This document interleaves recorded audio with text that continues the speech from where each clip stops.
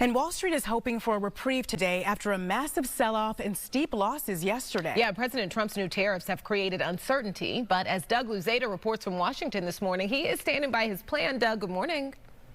Good morning. We had the tariff announcement followed by a big sell-off yesterday, and now new tariffs announced this morning by China on American products, and that may cause another rough day on Wall Street.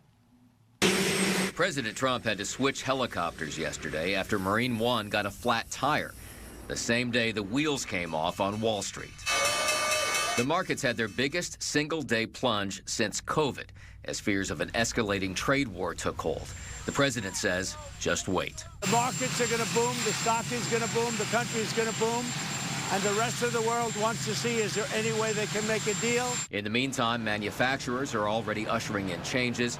Allies are considering measures of their own. This will lead to, ongoing negotiations, ongoing trade uncertainty, ongoing drama. And Democrats in Congress want to rein in the president. We think Congress should reassert its role and have those policies come before Congress for review and approval. Still, the GOP calls the shots on Capitol Hill right now. It's going to be good for Americans. We're going to get American jobs again. I mean, I'm excited about this. More Republicans, though, may start to waver if these losses continue. And the president is already talking about more tariffs. We are looking at pharma right now, pharmaceuticals as a separate category. And we'll be announcing that sometime in the near future, not too distant future.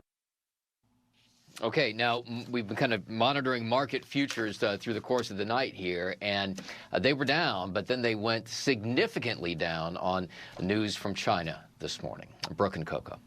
All right, Doug, thank you. Welcome back. Starting Saturday, imported goods will be hit with those new tariffs. So we are tracking how the global supply chain could raise prices right here at home. Christy Fajardo live in Sawtell this morning, and you've been doing a little bit of experimenting yourself, checking things out, all the labels that we use every day that we don't pay attention to. It's all going to be impacted. It certainly is, and some items might even surprise you. I went into the Ralph's here and I walked around and I was checking out toilet paper. Many of the big brands actually import their toilet paper from Mexico, and then there were office supplies from China. And in the produce section, if it's not in season here, it's been imported from a country where it is, and all of that could be impacted by the tariffs, and the tariffs far exceeded what many people had expected. In fact, take a look. President Trump called it Liberation Day as he announced those sweeping tariffs, at least 10% on everything arriving in shipping containers from foreign ports. Some countries, though, their imports will be even higher, 20% from products from the EU, 24% on products from South Korea, including popular K-beauty brands and cars like Kia. Japanese goods will carry a 32% duty, ditto for Taiwan. Chinese goods have already seen a 34% tariff, and China responded with tariffs of their own. And you could also see higher prices at the gas pump. The president levying a 25% tariff on all imports from any country that buys petroleum products from Venezuela, which, by the way, the U.S. does as well. The president saying his tariffs will liberate the U.S. from reliance on foreign goods and bring back manufacturing jobs to U.S. soil. But economists warn the trade war will actually cost American jobs and could dampen demand and trigger a recession. And many consumers are already bracing for higher prices. I'm concerned about food.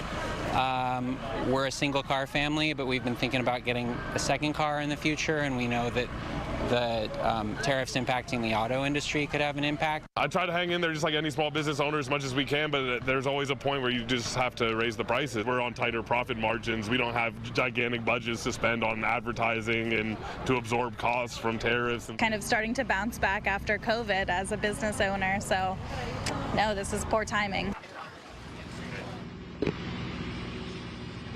And even some corporations could find themselves either having to eat the cost or pass it along to consumers. One of the big losers is expected to be Dollar Tree, because basically just about everything they carry in their store comes directly from China. And Chipotle also heavily reliant on imports from Mexico.